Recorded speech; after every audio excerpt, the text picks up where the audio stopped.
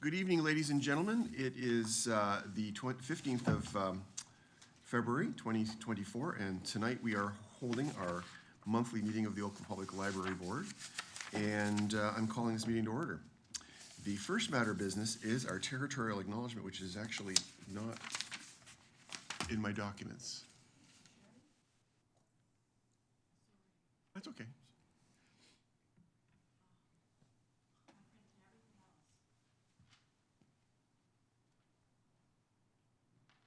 Just stand by for one moment.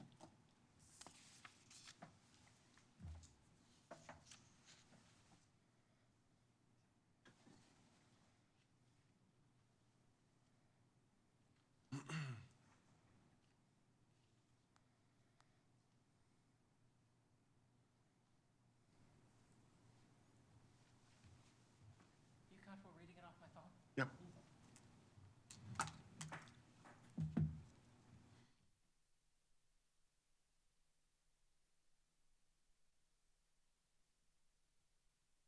Thank you. Sorry for the delay, everybody. The Oakville Public Library is situated on Treaty Number 14 and Treaty Number 22 lands and territory of the Mississaugas of the Credit First Nation and the traditional territory of the Huron-Wendat and the Haudenosaunee. Oakville is currently home to many different First Nations, Inuit, and Métis people. Regardless of where we come from, we are all interconnected through the land we live on, the water that we use, and the air that we breathe. We are committed to a continuous learning journey in allyship, and we seek to elevate Indigenous voices and lived experience to cultivate reconciliation in Oakville. Okay. Madam Committee Clerk, do we have any regrets this evening? No, Mr. Chairman, there are no regrets. Andrew Cashman will be joining around 8 o'clock. Okay. And he'll be joining virtually, I believe? Yes, Mr. Chairman. And Rebecca is also virtual this evening. I believe she is. Is she? I hope she's online. She is. Okay, terrific. Okay, declarations of pecuniary interest, members of the board. Anything to declare? Anything online? Not seeing anything, we'll move on. The minutes of the regular meeting were circulated. The last regular meeting were circulated. That's from January 18th, 2024. You've had an opportunity to review them. Is somebody prepared to move for approval? Thank you, Ray. Thank you, Rod.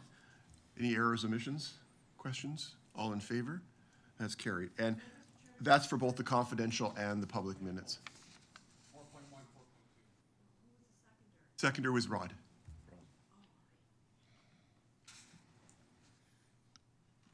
Okay, we do have a consent agenda, and there are 4 items on that consent agenda. Does anybody wish to separate anything on that agenda, or are you prepared to give me a motion to deal with those matters? Celso. Oh, sorry, Rod. Celso usually sits there. You're just trying to mess me up. Oh, there's a little button beside the microphone. There you go. Oh, it was on. There you go. Just let go. Let go. Yeah, all right. It won't run away. All right. I was wondering, with the health and safety report, I've been itching to say this all this time, and now I feel I must. I noticed that every month we see that there's been site inspections, right? And presumably they were done of one of the 7 branches. And I really feel this report would be better for the board to know, not with this one, but for future ones, if it said, oh yes, and the site inspection was done of the Glen Abbey branch or the Iroquois Ridge or whatever, if it named the branch, because I feel as a board, we're supposed to have oversight and management and control and this sort of thing. I know we don't want to micromanage, but it just seems to me that that detail, I think, would be useful. We have all the issues with Central Branch, and obviously maybe the site inspections there need to be more due diligent, this sort of thing. So I'd just like to put in, I don't know if this is the right time to do it, but I think so, that's what I'd like added. Sure, I can clarify that we do site inspections at all branches every month, but we can flesh out that sentence to make that clear that site inspections are done at all branches. All branches every month, is Correct. that right? Wow. Yes. That's impressive. Yeah. Okay, thank you. Thanks, Rod. Anything further on the consent agenda? Okay, just for the sake of the public who will be watching us in replay, I'm just going to read what those items are. The consent agenda contains 5.1, which is 2024 Oakville Public Library Board key agenda items, dated February 15th. The health and safety report that Rod just commented on. The proposed parks and open space service level agreement. as well as the cybersecurity addition to information technology solution service level agreement, also from February 15th, 2024. Can I get a motion for the recommendations that are contained in those reports, please? Thank you very much. Meredith, any seconder, please? Thanks, Bill. All in favor? Those items are carried. We don't have any confidential consent items, so we're moving on to our discussion items, starting with 7.1, the comprehensive financial report as at December 31st. Sorry, as at December 31st, yes. So these are our year-end comprehensive financials for 2023. It is the unaudited. The audited will come to you in May. And just to follow up, in the March meeting, both Jade will be back from finance as well as a representative from the Oakville Community Foundation to provide the board with the requested information in advance of the audit. So they're coming in March and then the audit will come in May. But this report deals with the unaudited status of the year end. So as you can see here, we finished the year with a surplus of 196,000. I will apologize for the little random parenthesis after the 2022, just to show the difference in that this year, in 2023, we had a surplus of 196, but in 2022, we had a surplus of over 400. I will also just flag that you have likely noticed that the decreasing year-end balance of the HIP trust, that was in part done deliberately because there was a lot of money in there and we wanted to spend it, not just sit on it. However, now we're looking at how to sustain that amount over time. So that's something that Marcus and Joe are working on, and we'll bring back more information to the board once we have a better grasp of how that's going to do moving forward. I know that we've been talking to the region about the services that we provide them and potentially adjusting the funding that they provide us. So I just wanted to flag that you have seen that decrease, but now it's reached a point where we need to look more at stabilizing it. Thank you. Questions? Celso. There's a comment on page 3. It says external revenues have increased substantially, have improved substantially, but it balances out with the HIP trust. And unless I'm reading it wrong, I see it going the other way. I see external revenues going down. So maybe I'm missing something here. I was wondering if you could clarify. So on page 3, first paragraph. So external revenues have improved significantly from 2022. Right. And then it goes on to say deficit is due to lower HIP trust. But when I look at the numbers on the previous page, it shows revenues going from, well, actually it doesn't show 2022. It just shows the budget versus the actual. Yes. Yeah. Yeah, so we revenues have been a bit of a struggle for us over the past couple years in that we're trying to right-size what we're budgeting for. But we don't want to drop our budget significantly, but we have each year we've been trying to drop our budget to better balance with actual. So we are seeing an improvement in or recovery in our revenues, but definitely not to what we saw pre-COVID. But some of that is simply because we got rid of our fine revenue and a couple of those things. But we are seeing recovery in our revenue. So going back to 2021 and 2022, we are seeing increases in there, if that makes sense. So it's still not to where we budgeted, and we're continuing to try and right size to be like, what are we budgeting for in terms of revenue?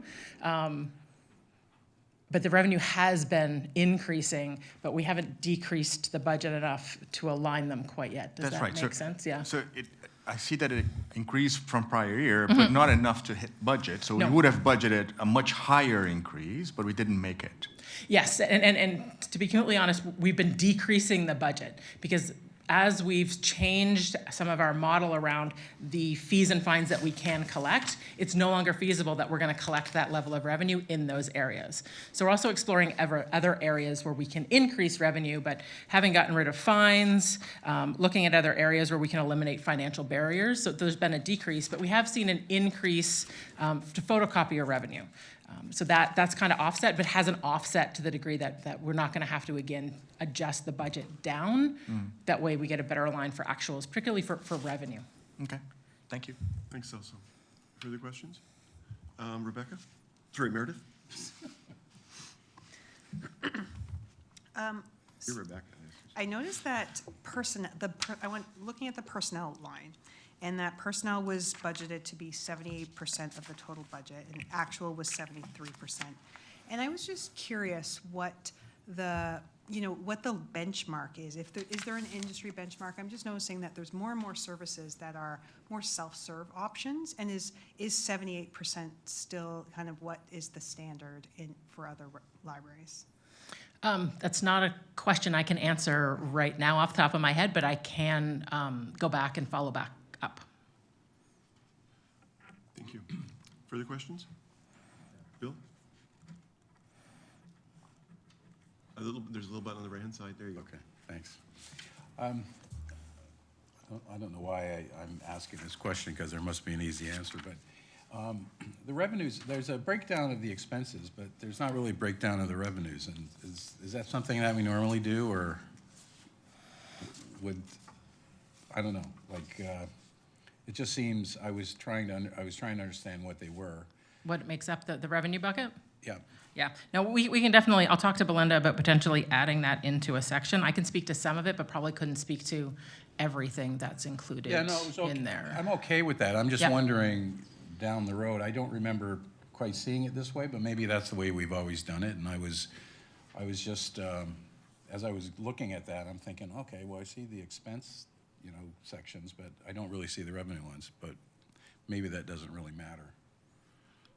But Well, no, if you'd like to see it, then I can talk to Belinda about a way to highlight them a bit better. yeah, Yeah. that would be helpful for me Okay. anyway. Thanks.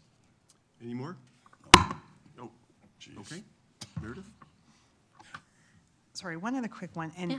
it's on page 3, the second paragraph. It talks about lower than budgeted development spending, and I was curious, and maybe if that was what you were referring to before, or is there something that was budgeted to happen in development spending that didn't end up happening?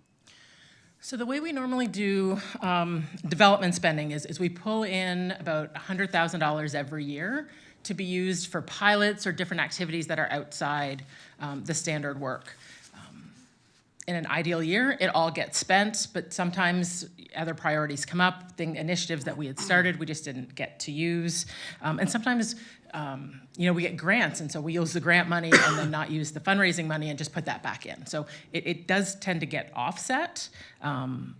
But when we pull in the $100,000, it isn't this $100,000 is earmarked for this. It's that we know every year that we bring in about $100,000, and then we work as we create our one-year plan to be like, okay, what we get drawn out of that. So in some years, we hit the $100,000 because that's the level of service that we've hit, and other years it doesn't quite match. Is that good for you? Thank you. I have a couple questions. So first of all, I also had the question about the revenue, and I would request that you send that out as a memo to the board. Okay. And just going forward, I think it's a good thing to add. We've had it in the past, and that number actually was one of the things that led us to make the decision around the fines. Right. So I think it's a useful statistic to have. As Bill had stated, we break down the expenses. I think it's just as important to have the revenue, to have the whole picture. I don't see any reference, and I apologize if it's here and I've just missed it, because I've not read word for word. It's been one of those weeks. But I don't see anything in here about the commitment of the development funds for the newspaper scanning of the newspapers. So that's something that we did as part of 2024, Okay. because that was only approved in December 20th of 2023. So Right. it was just, that is something that Belinda and I have had conversations about, to pull that out of the OCF endowment. We just haven't actually done that financial exchange yet. Okay, but wouldn't it be wise to track it at least as a financial consideration going into 2024? And it will be as part of the 2024. Right. The next report you get like this will show. Right. Yeah. At the end of the year. We'll get a quarterly report. Yes. Right, but in terms of the statement itself, there's no accounting requirement to comment on committed funds, because those are committed. I will follow up with Belinda and Thank her you. team and get back to you. Thank you. And so I'm assuming those dollars come out of the Oakville Community Foundation revenue. The endowment that Or, we have with sorry, them, yes. Endowment, Yeah. yes. Yeah, we don't have enough money in our development account at the Right. town. We'll have to pull the remaining out of the endowment. Okay, and I just want to note with thanks to the OCF for the pretty decent return on our investment. That's They do a great job. 117 on 1.2 million over the course of the year. That's a pretty decent return. Yeah, yeah. Okay, thank you. Members of the board, can I get a motion to receive the financial statement, please? Bill and Avis, sorry. All in favor? That's carried. Thank you very much. Okay, moving on to human resources policies. So we have an ongoing policy renewal calendar, and every year we look at what policies are up for renewal each year. We work on a 3 to 5 year cycle, depending on the policy. So 3 policies were up for renewal this year: time at and away from work, professional development policy, and recruitment policy. We did compare them to make sure that we were still in line with the town of Oakville's matching policies.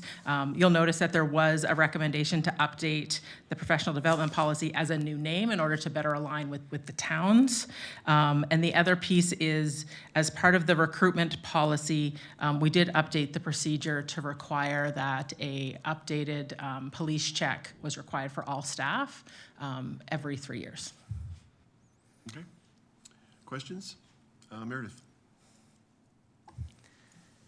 So great to see that. I was curious why 3 years was chosen and why not, say, 2 years, every 2 years? And if that was an industry standard. And I was wondering if you could just share a little bit more about how you'll be, there's a mention of checking every year for the employee to attest that there has been no change since it was pulled? Yeah. And how that is done. So to address the second question first, we do make staff sign off on a number of policies every year just to keep them top of mind. And so we do have an HR system that requires staff to go in, indicate that they've completed, read it, and that is a checkbox that they're required to do that indicates there has been no change in their status related to their police checks. So that it's integrated in a system and it's monitored over time, and we do have a record of that.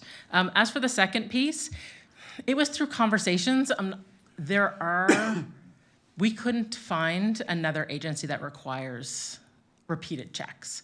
Although as we had conversations with people, they all agreed that that's something that we should likely look at, but it isn't necessarily a standard. We thought 3 years was an appropriate amount of time, given that there is a financial cost to it, and that it's it'll be a good chunk up front because the majority of staff will have to get done, but that as new staff come board, it will spread out. It's not an unlaborsome process to do that, not only for our internal staff, but also for the staff to do. It can take, at this point, over a month to get that back, and they're required to go. So those are just some considerations that we put in that established the 3 years. So even other organizations that deal with a lot of interaction with children, that there wasn't a lot, you couldn't find that they. Not that we could find, yeah. Okay. Ray?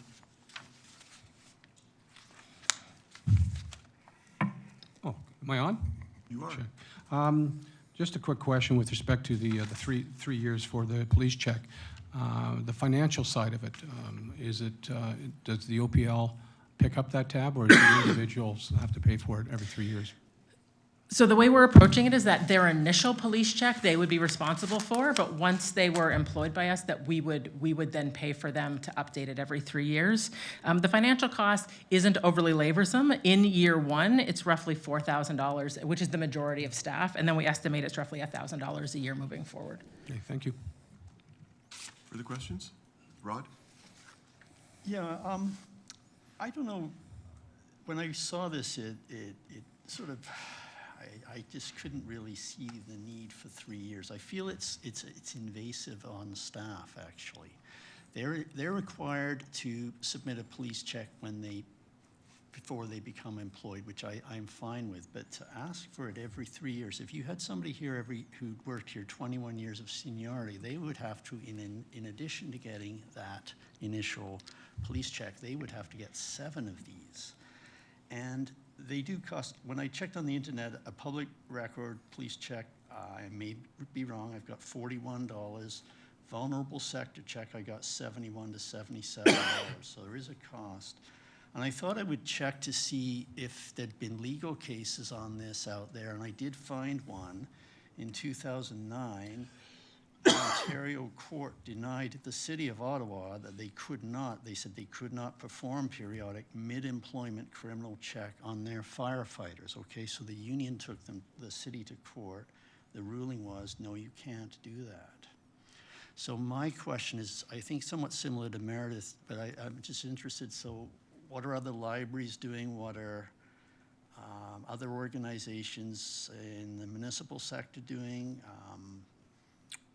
I'm actually surprised the union hasn't fought this. You saying you in discussions with people, they actually were in favor of this, and I'm actually surprised. So I just wonder what you can tell us on that. So we did look to introduce this as at the request of the board in order to do our due diligence to make sure that our staff post-employment continues to maintain the level of credibility that we need within the organization to maintain a relationship and our reputation. And that was kind of the driving of this, and that we do ask people to check every year, but at what point is the organization responsibility to validate that? And that was, again, part of the reason for the 3 years, is because we don't want it to be overly invasive. It's not every year, but if there is a change and we don't know about it, what is our liability with that? This also, we did run this through Carla Zebek, our lawyer, and she didn't express any concerns with it.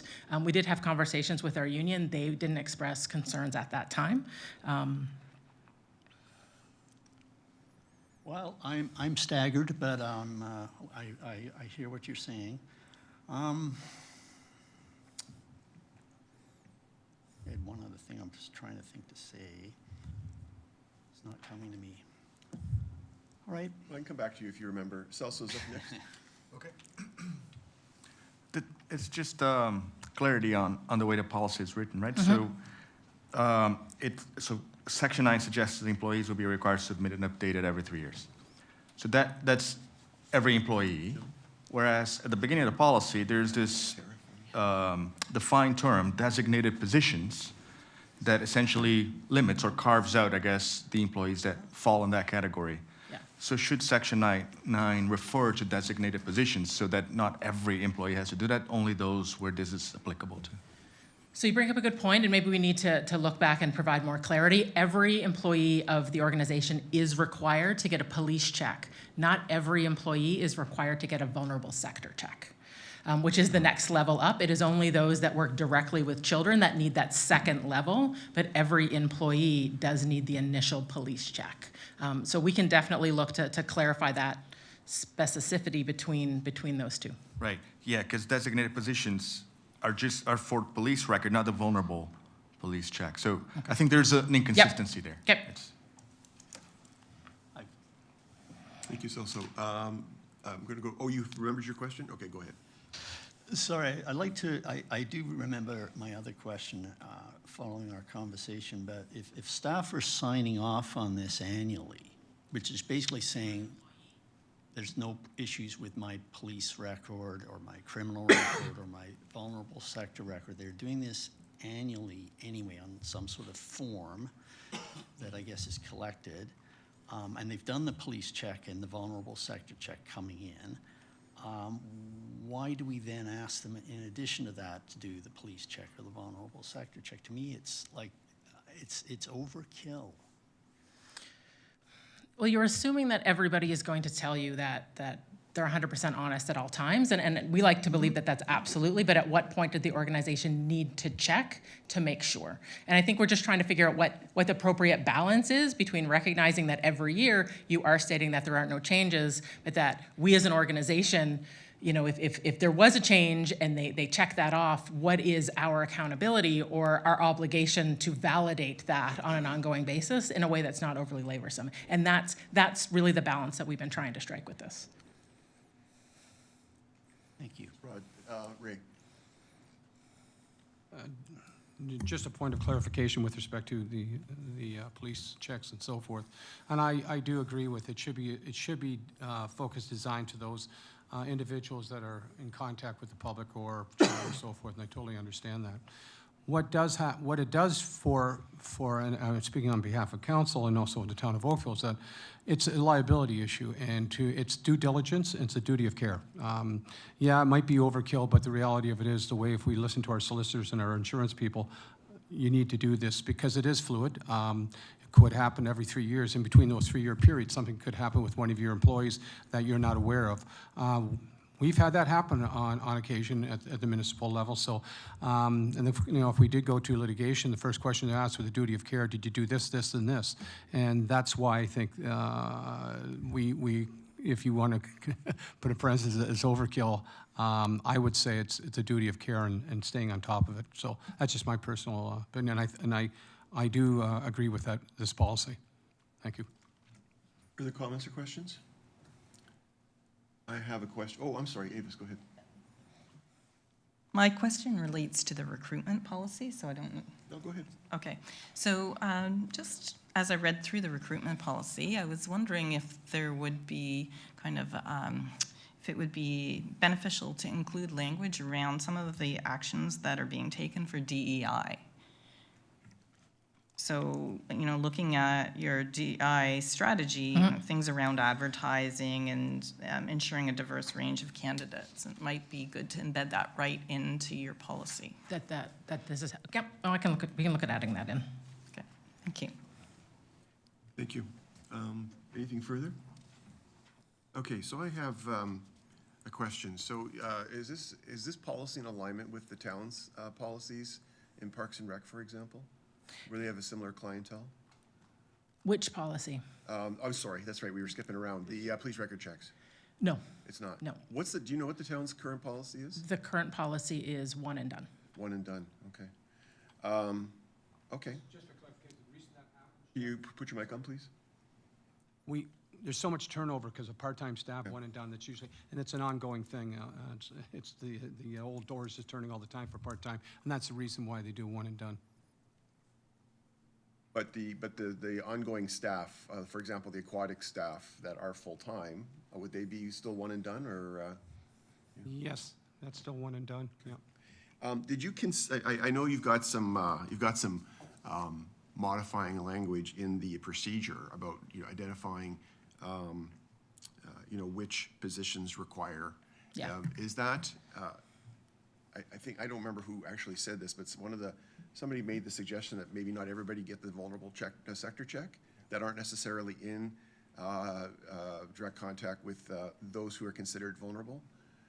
There's a reason why I'm asking this. One, because it costs less, and two, when you're asking somebody to do a vulnerable sector check, they have to go into the police station or one of the districts and get fingerprints, whereas the standard check is able to be completed online. Right. The entire process can be completed online. It's less than 50% of the cost. Depending on the region. Right. Oh, because that's right. You will need you'll need the check from the respective police service. Where they live, yes. Okay. Yeah, so if you live in Toronto, it's Toronto That's region, right, Peel yeah, region, and yeah. the differences are vast between the different regions. Second question, did you consider one of the third-party private police check organizations? Because there's a few out there that particularly, they market mostly towards churches, but they're available for other sectors too, where they can get sector checks done. I think it's actually even less expensive somehow. But have you considered that? No, we didn't. We can definitely look at that, Yeah, though. I think it'd be worth looking at, but it was Celso's idea, right? I want to give credit where it's due. I like that idea of potentially modifying this slightly to designate the type of check, and also, frankly speaking, as the police chair, the idea of 1,000, or how many employees we have, 450? What is? Roughly 140. 140. So the idea of 140 more people showing up at any given point in time is a big burden to put on the service, particularly since the province has made it a requirement that we do not charge for volunteers anymore. Right. So it's, the volume has increased dramatically, and our costs will likely be borne with potentially increases, I would imagine, to defray that cost. So just a couple of things to consider there. Okay, thank you. Okay. Anything further? Okay, Avis. Quickly on that point, I recently joined the YMCA as an employee, and one of their policies is, but it is a one and done, is to have everyone have the vulnerable sector check. Well, I'm in finance, I don't really have interaction with children or other vulnerable individuals, but it was still a requirement, and I put in an application, and I got a pushback, I'll say, from the police to say, do you really need this, Yeah. like given your role? And I need to provide documentation to say why it is a policy of the Y. Yeah. Yeah, we've been getting a lot more pushback, so we've been very specific about the positions that require it and why. Yeah, the vulnerable sector check, there's always a lot of pushback, because it's very labor intensive on the part of the police services, because it requires the fingerprinting, it requires actually contacting external agencies, whereas the regular ones, I don't quote me, I may be slightly wrong with this, but I think they simply do a CPIC check, which is the Canadian Police Intelligence Computer Network. It's a good point. Okay, so I think that we will look, this is a receipt only, right? For feedback, yes. Yeah, so you've received feedback. Yes. And I think it was understatement. So can I get a motion to receive this item, please? Ray and Celso, all in favor? That's carried. Okay, proposed parks and open spaces service level agreement. Oh, sorry, that's the wrong one. Turn the page, there we go. Where did I have mixed up, oh, here we go. 7.3 is performance and measures report for Q4 2023. So before you have another year-end report for 2023. So this is a wrap-up of our performance measures for last year. I'm excited to indicate that we have seen growth across the board from 2022, but we've also seen significant growth from 2019. Both circulation and foot traffic are up since 2019, so we're very excited to see that recovery post-pandemic, and then really set that new standard for how we're going to move forward and what are those metrics that we'll measure against. I'm happy to take questions. I also want to bring up the point that since we're about to start a brand new year, if there are metrics that you would like to see that aren't here, it's always easy to introduce at the beginning of the year. So I welcome your feedback related to that, either during this meeting or feel free to follow up with me after the fact about any kind of tweaks that we could make to the report for 2024. Okay. Questions, Where we comments? Celso? My question is about the digital presence, particularly social media interaction. So there's a statement here about the engagement with social media increase as a result of the OPL week and overdue report. Yes. So two-part question. Can Yep. you explain more about how those two things influenced social media, and perhaps give us an example of how our users interact with us through social media? Sure, yeah, so Ontario Public Library Week in October, we had some really great social posts that came in from staff that got some good traction, some good shares, some good pickup, as well as the overdue report that we also introduced. And I'm positive that I sent you all the overdue report, which then prompted a lot of discussion through our socials about the role that libraries play in the community. So we were excited to see those conversations come up, and we definitely saw more shares, and which also resulted in some growth. So essentially, people are engaging with us through social media in terms of commenting what they saw at the week as well as on the report? Yes. Oh, I see. Yeah. Do you see that going on, like beyond I guess the outcome of those two initiatives? Yeah, we continue to try and do more in-house creation of social content, particularly where we've seen, this was really well received. Let's take learnings from that. We did lose one of our marketing employees over Christmas, so we're just in the process of replacing that. So there has been a decrease in our social activity, which is unfortunate, especially given the bump up that we saw from October. We haven't necessarily been able to sustain, but once we get the new person on board, we're hoping to bring that back up.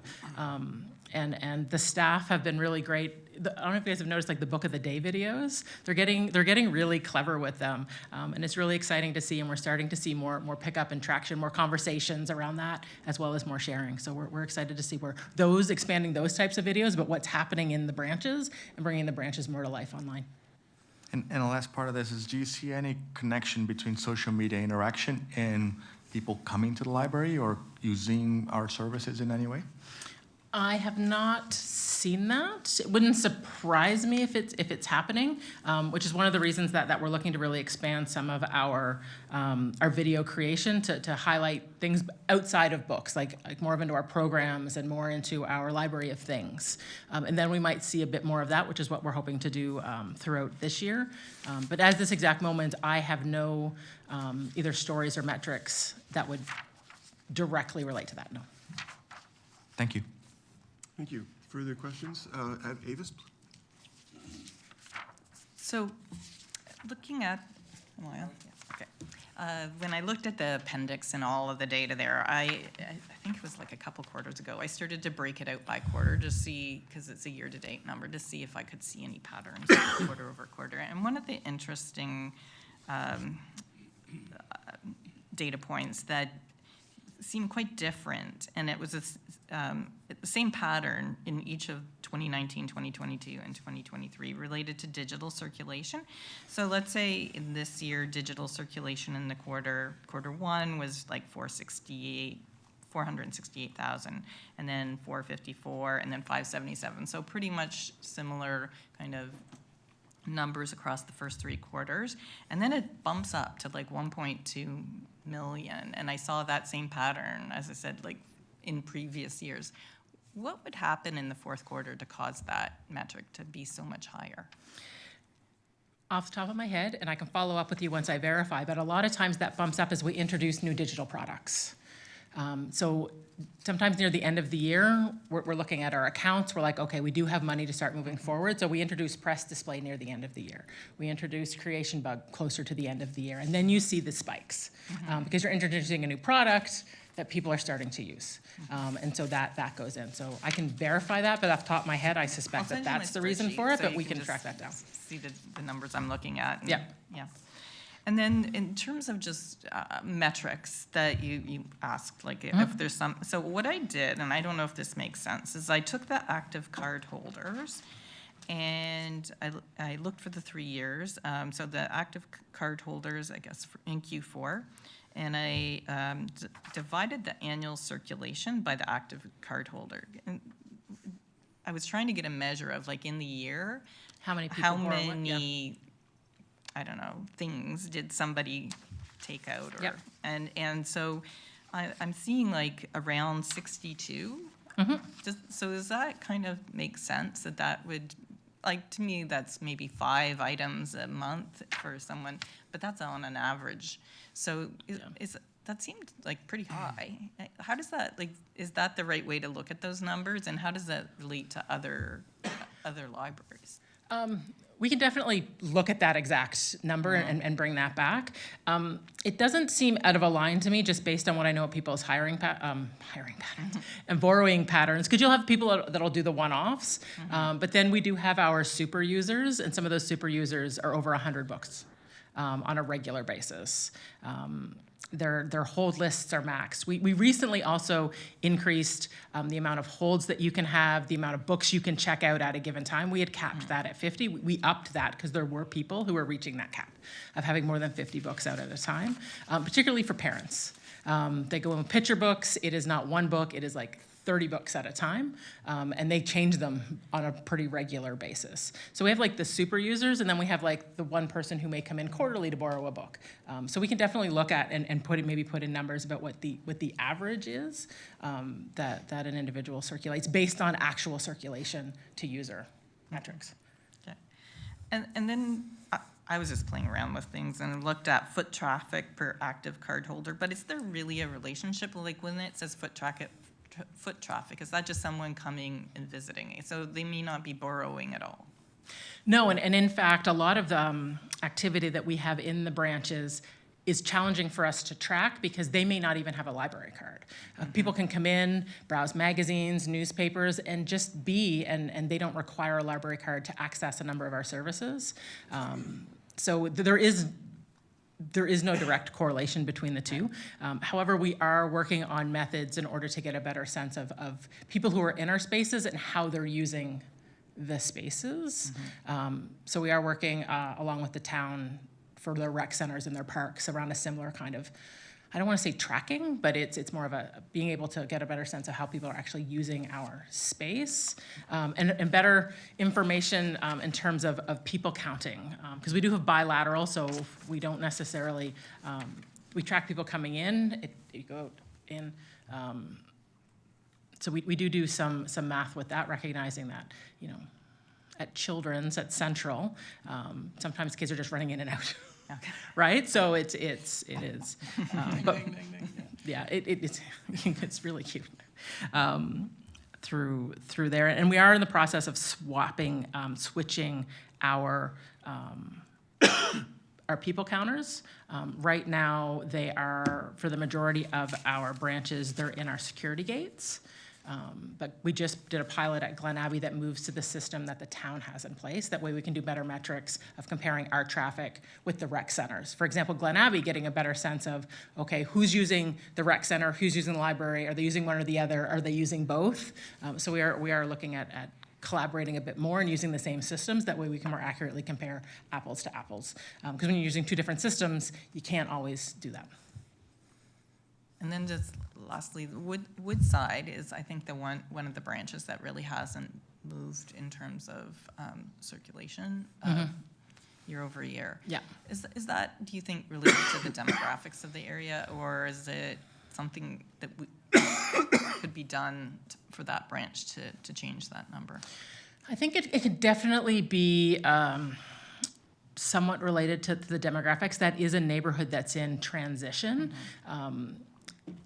Woodside used to be very much a seniors focused, and we're starting to see a lot of young families. Seniors have moved into condos or other kind of residences, so we are seeing young families start to come back in there.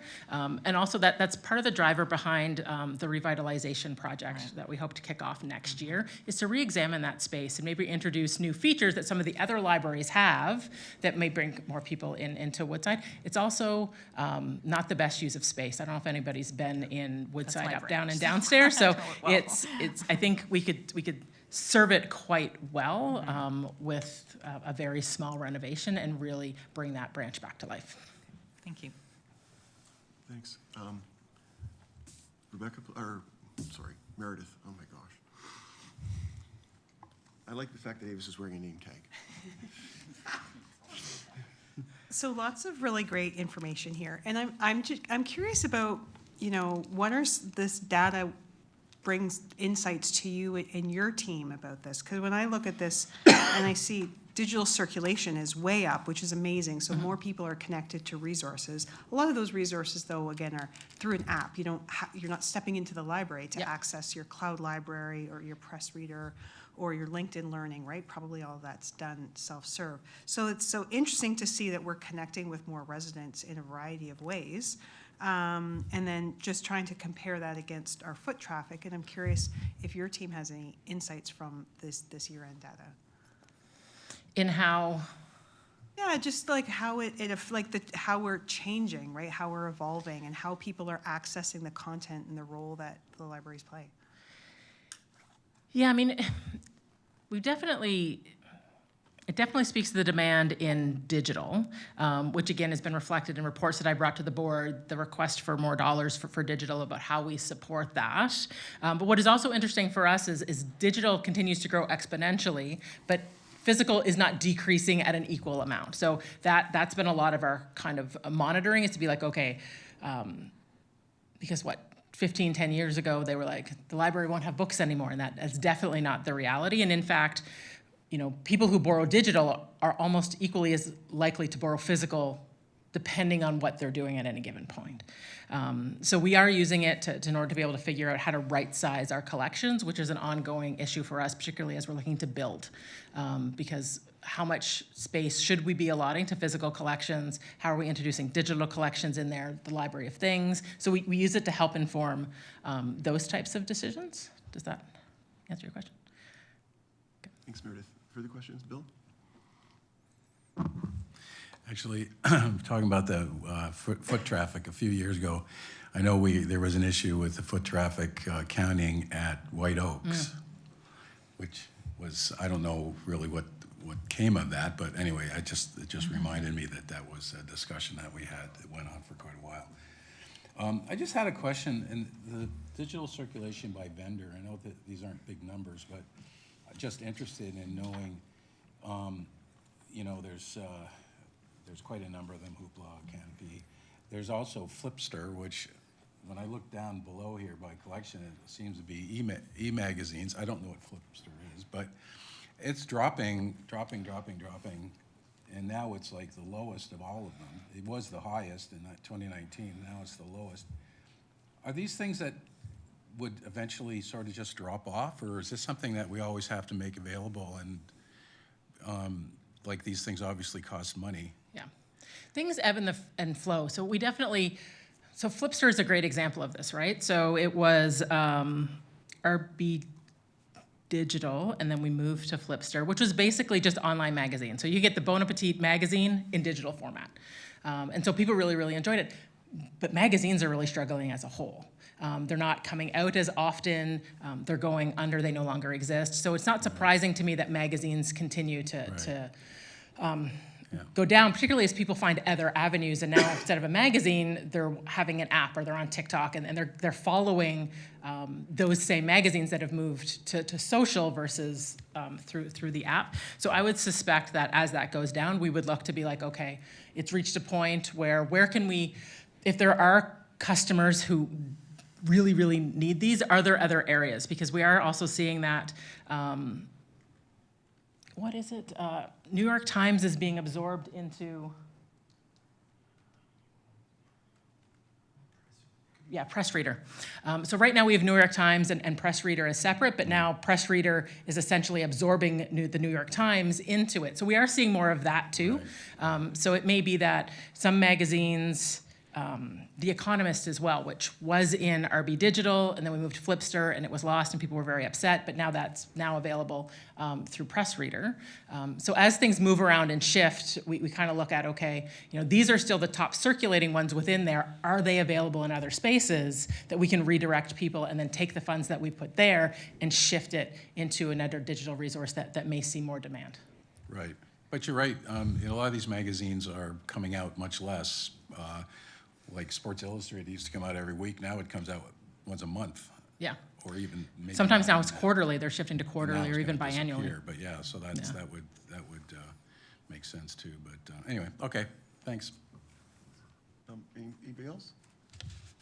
Okay, just a comment and a question. So the comment is, holy smokes, LinkedIn Learning. Yeah. Wow, 2,927% increase. That's crazy from 2019 to 2023. People are discovering it, and it's great. Yeah.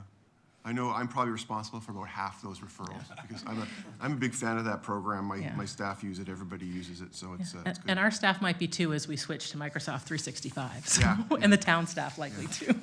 Yeah. The on footfalls, is there a way to? I know we've had this in the past, but we have a breakdown circulation by branch, but we don't have a breakdown by branch in terms of A footfalls. footfall? Yeah. Yep, we can look to add Can we that. get that? Yep. I noticed that Clearview's taken quite a drubbing. Did something happen significant? Was there a material change that has seen this continued decrease? There's been nothing that I can speak to that was result in that change. We haven't changed our hours. We haven't changed our programming. I'm not sure if there's been a shift in that neighborhood. Nothing's come to my attention, but we can definitely maybe do a bit more of an exploratory conversation with the staff to see what they're hearing that I think you need to dig into that because I mean we know we've had lobbying, and it is a challenging branch in and of I understand itself. that, but I mean it's there are those that want to see us establish a permanent branch Yep. in that area, and this certainly isn't indicative of the demand. So it'd be good to investigate where that is right now. There's one more thing. Hold on a second. Where is it? No, I think that was it. I'm good. Okay. Motion. Can I get a I just had one quick question. Oh, sure. Go ahead. So I forgot that I had a question about this, and when I looked at the branches, Glen Abbey continues to do really, really well. Yep. And everybody else seems to be going down, including Iroquois Ridge, which surprised me. And I'm just wondering, what is it that Glen Abbey's doing that maybe, let's say Iroquois Ridge, which is like always the second largest, I guess, like what's going on with that? You know, that is a question that both us and Recreation are trying to sort out. Because the demand, not only for library in Glen Abbey, but also recreation facilities in Glen Abbey is beyond capacity. Their pool is at capacity. Their racquetball courts are at capacity. So we know that Glen Abbey is also taking the majority of our new registrations. So for whatever reason, and we're not entirely sure, people who are looking to register or moving to Oakville, Glen Abbey seems to be where they are looking to go. And I'm not sure whether or not there's a correlation in the programming that's offered at Glen Abbey, because it is a more expansive recreation center than what we have in Iroquois Ridge. It's got the gymnastics, related to that. It's not necessarily schools, because Iroquois Ridge also has 2 schools within close vicinity. Glen Abbey has, I think, 3. So we're not entirely sure, but we are continuing to have conversations about how we can gather some of that information, because we do need it for planning. We are expecting that once 16 Mile opens for both us and Recreation, we will see a decrease. But at the same time, we're not expecting it to be a severe dip. We're just hoping that it'll become a more manageable level within Glen Abbey as more people move to the 16 Mile. But we aren't expecting 16 Mile to be massive and Glen Abbey to drop back down. So these are conversations that we'll be having over the next little bit as we go to open 16 Mile and find that balance. Okay, yeah. I can probably provide a little bit of insight from a counselor's perspective. I mean, the reality is that Glen Abbey is Glen Abbey, West Oak Trails, and Palermo. It's a significantly larger area with one library. Whereas if you look at Iroquois is Iroquois in a smaller geographic area, plus 16 Mile library branch, plus White Oak. So there's more library services in that vicinity with a smaller population. Whereas Glen Abbey, remember, it's not just Glen Abbey proper. It's all those other communities that have grown up around it, and it's not insignificant. One more hypothesis, just from a few data points that I've been asking around. It's on the way of people's work or commute and things like that. So easy to stop by and drop it and pick it up. So I have friends who live not in that area, but go to Glen Abbey for that very reason alone. Yeah. And that's why we think that we've seen such a massive increase in returns to Glen Abbey over the rest of the branches. Doesn't match our checkouts because it's on such a clear route. Yeah. I mean, the 16 Mile Creek itself is a dividing line in the town, and so basically everything to the east of 16 Mile Creek is in one library. Yeah. Sorry, of course, south of or north of QEW, but yeah, that's a good point too. Iroquois does have a nice drop off as well, and there's a fairly significant easy to get to, there's a fairly significant amount of traffic that goes by there as well. So it's worth examining. Yep.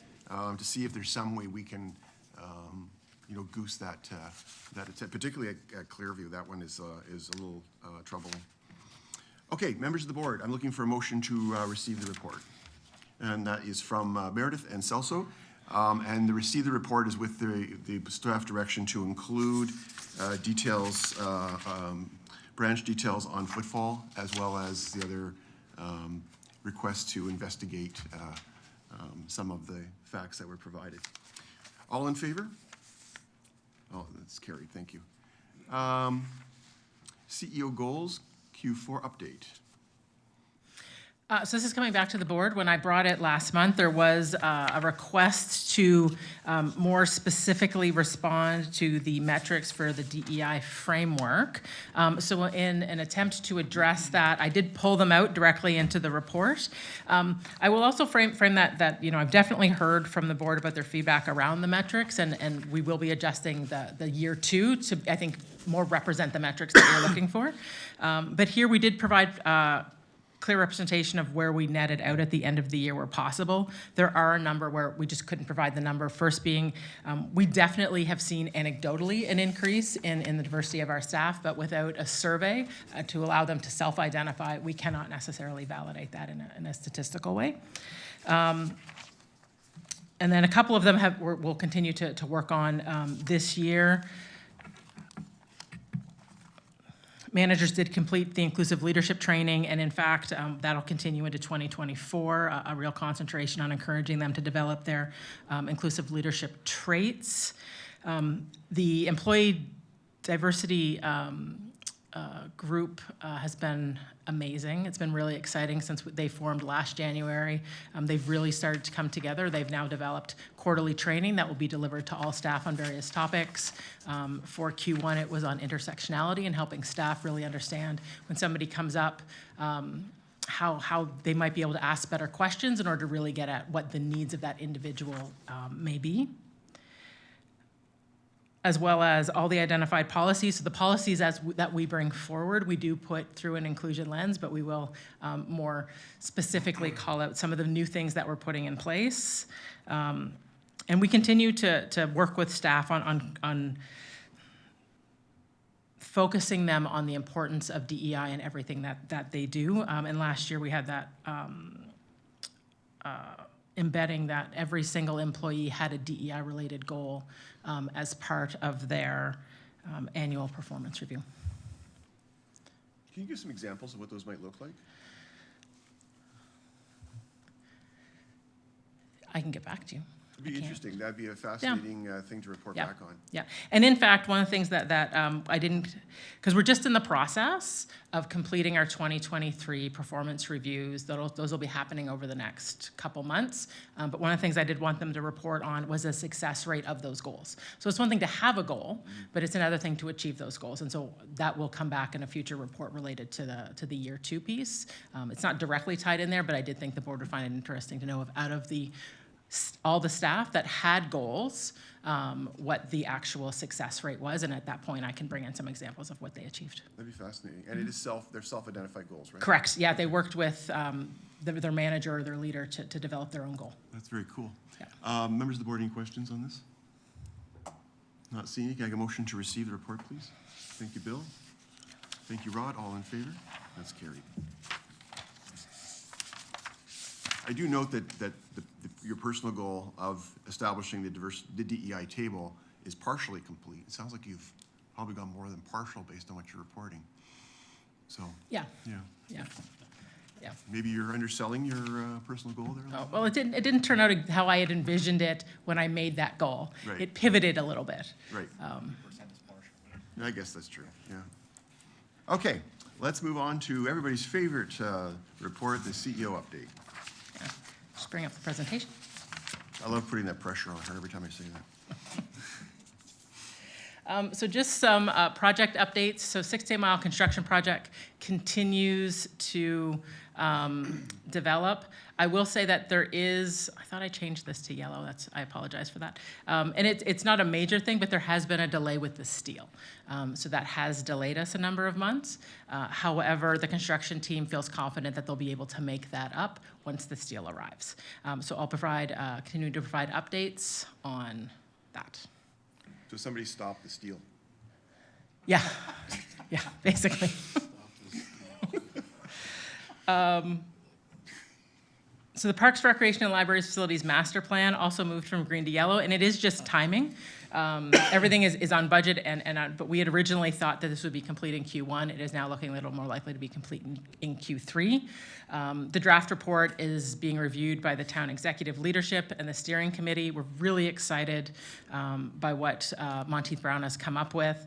We'll be scheduling workshops with both all of you as well as council to review the full plan and be able to have some really fulsome conversation about what is entitled in that plan, as well as the purpose of the plan, as Jonathan Vander Heiden at the town keeps reminding me, versus the financials for that and how that kind of all fits together.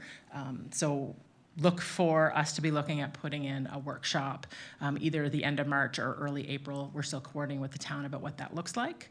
And then following the workshop, we're gonna go back out for public. Not necessarily public consultation, because we did that at the beginning, but really an opportunity for the public to view the plan and provide feedback on how they viewed their consultation or their feedback to the initial piece being represented within the plan itself. And then the idea being that following that, and any updates that are required, then it would go to council for approval. And I have a brand new one, which is the new central design project. So right now we are just working on preparing the RFP for detailed design and community consultation. The community consultation will include OPL staff, town staff, the board, as well as town council. So we are expecting that to take place likely in Q2 or Q3, depending on when we actually onboard the firm. We're hoping to onboard them in Q2, but until the RFP hits the street, we're just not entirely sure. And then OPL, we are working on creating a dedicated website for the project, which will provide the ability for people to sign up for update emails related to the project, because there is a tremendous amount of interest in this. We want to make sure that we leverage that and really have that open communication, particularly when it comes up to the community consultation, that people all over Oakville understand how they can participate in highlighting what they would like to see be incorporated as part of the new central library. So we also had the OLA Super Conference.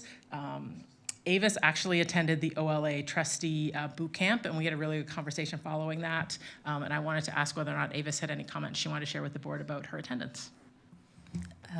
Yes, actually, so I was really grateful to have the opportunity to attend.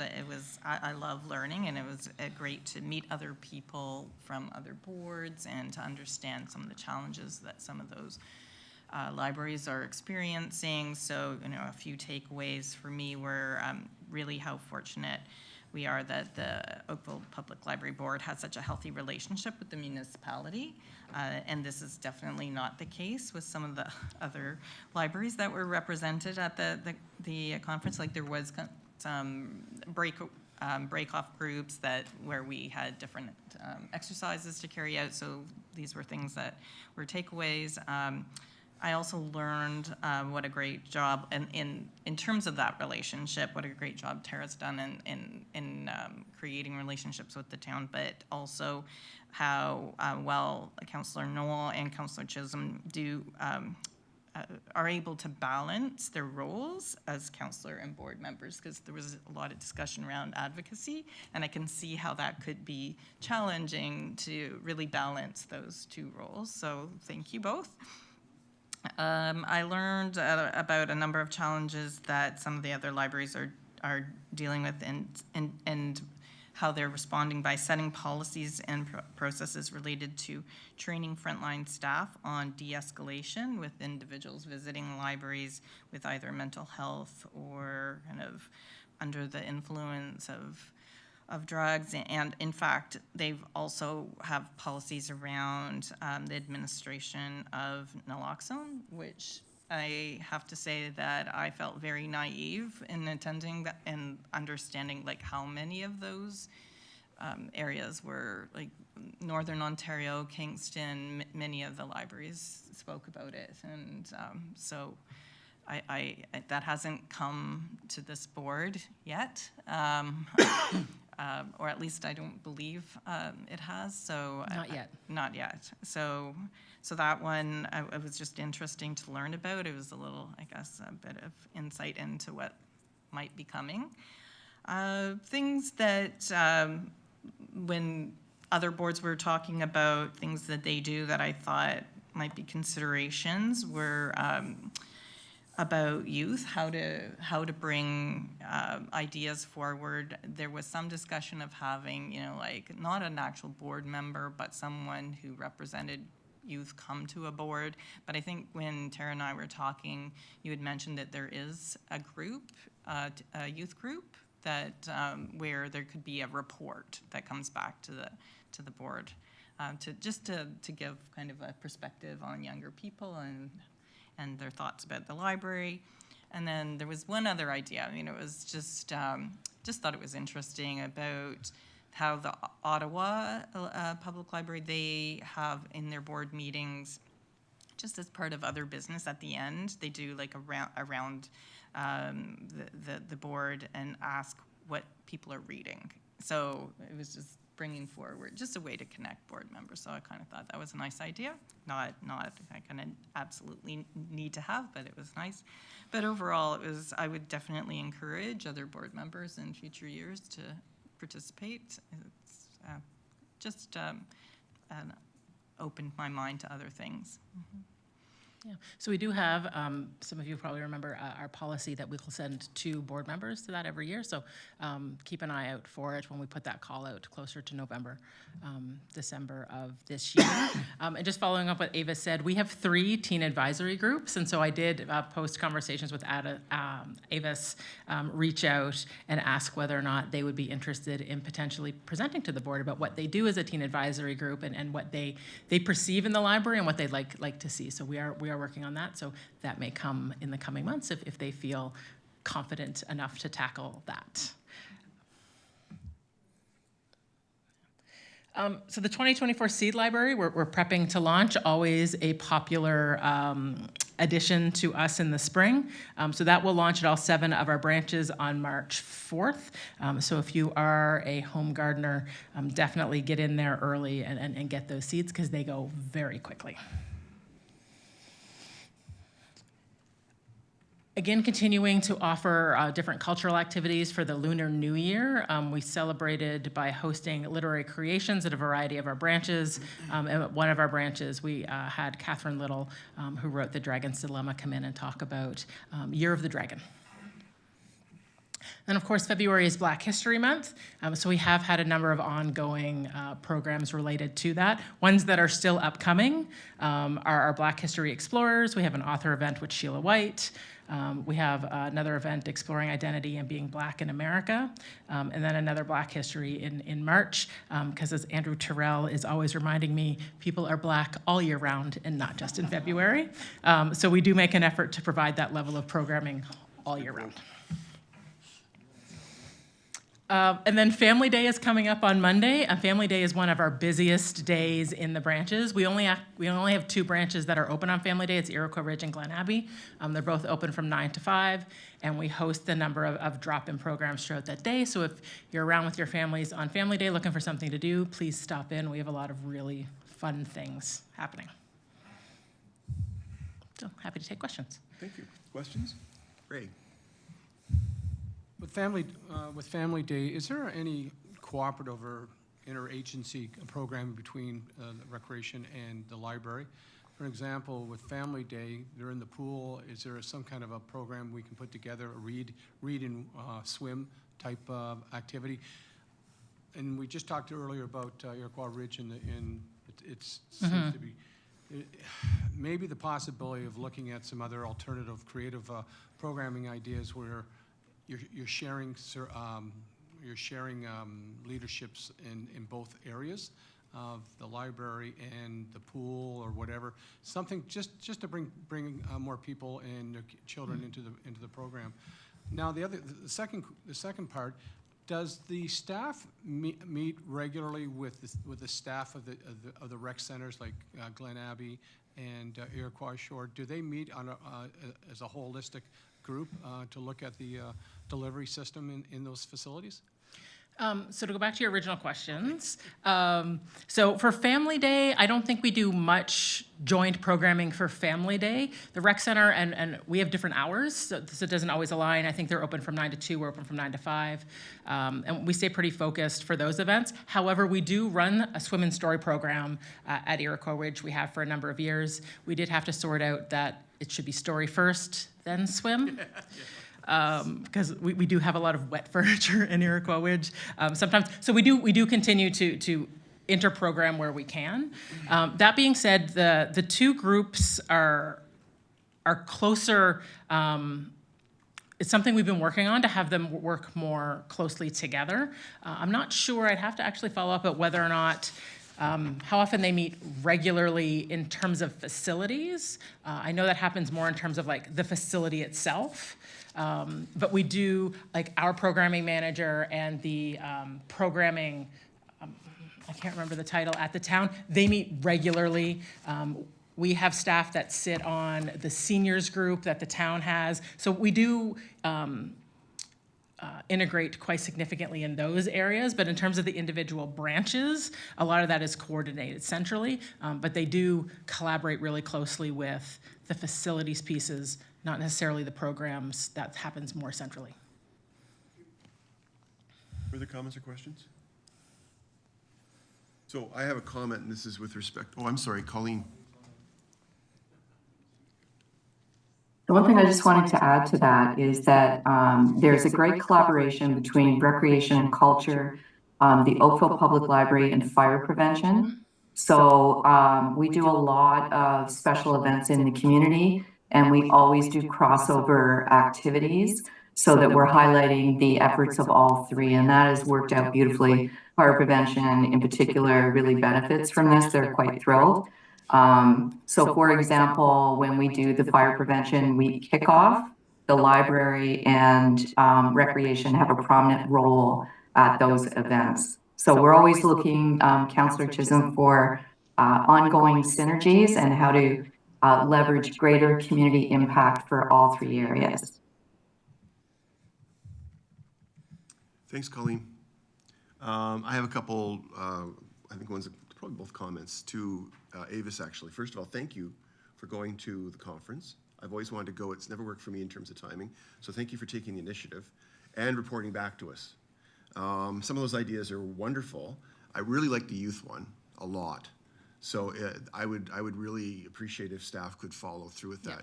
It's not only a great way for us to get feedback from the youth of the community, but it's a wonderful opportunity for them to work towards a presentation, towards an august board of directors. And I think that would be terrific because we're making a lot of decisions on their behalf. And it'd be wonderful to actually get their feedback. And I'd love to see it as an annual event. Yeah. The second one is that I'm currently reading The Defector by Chris Hadfield. Oh, nice. Yeah, and I'm enjoying it greatly. I read the first one and it was wonderful. I can't wait for the third. Thank you. Well, I hope we don't go around the table. You're just reading The Economist, yeah, I know. Yeah, I just read The Economist. Yeah. Okay. But thank you, Avis, and you know, if anybody, as Tara had mentioned, wants to go in the future, there are two already funded opportunities to go, and I think bringing back some of those learnings are terrific. And I'm very proud to hear your feedback about the municipality. We work really hard, to both Ray and I, and previously Janet. We work very hard to represent the board's interests at the library, and sometimes maybe we're a little too excited to represent the library, but when you think about the newspaper thing that we had to do, but we appreciate the recognition on that because it's a passion for those who serve on this board and take the extra time away from our council duties. Really have a passion for libraries, and I'm glad that we are setting the standard for that. That's exciting. Can I get a motion to receive this report, please? Ray, and thank you, Meredith. All in favor? That's carried. Okay, members of the board, we do have a confidential discussion item that we have to address, and I believe that Colleen is going to join us to do that. So I'm going to look for a motion to move into a session closed to the public for the purpose of dealing with personal matters about oh my goodness, I can't speak tonight, about an identifiable, stop laughing, Colleen, an identifiable individual, including municipal or local board employees. So I'm looking for a motion to go in closed session, please. Rod and Meredith, thank you. All in favor? That's carried. So let's give everybody a couple moments to, am I going too fast for you? Recording stopped. So let's take a couple minutes to clear the room and You almost touched the ceiling. I know, sir. Well, my head was turned this way. I was very excited about that. Is there anything else for Tara tonight? Because if not, she can just go home. No? Okay. I just want to say I'm here. Hi, Andrew. Hi. I joined a little while ago.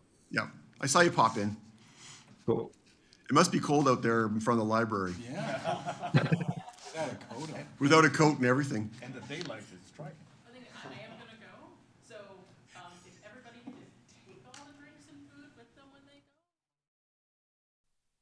Recording in progress. Here we go.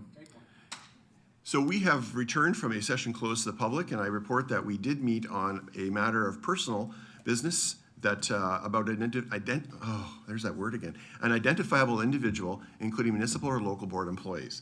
And at this point in time, the next matter on the agenda is new business. Does anybody have any new business to bring before the board?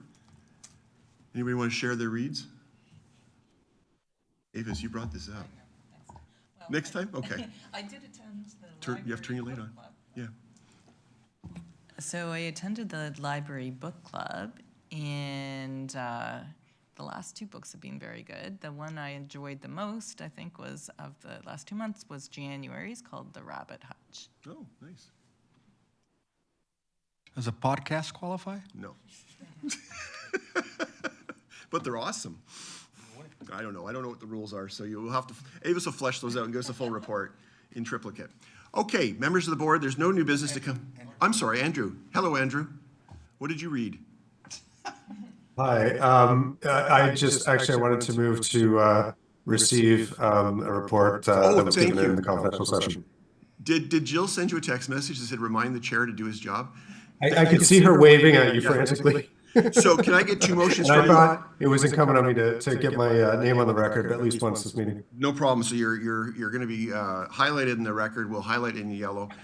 So there's a motion to receive the update in closed session. Is there a seconder for that motion, please? Bill, thank you. All in favor? That's carried. Thank you. Thanks, Andrew. You're a good vice chair. Okay, there is no new business. I will report that our next time and date of meeting will be on Thursday, March 21st, 2024. I'm expecting everybody to be wearing black armbands in honor of the departure of our commissioner, right here in the council chambers at 7 p.m. Motion to adjourn. Thank you, Celso. Thank you, Meredith. All in favor? That's carried. Well done, everybody, tonight. It's a good level of discussion.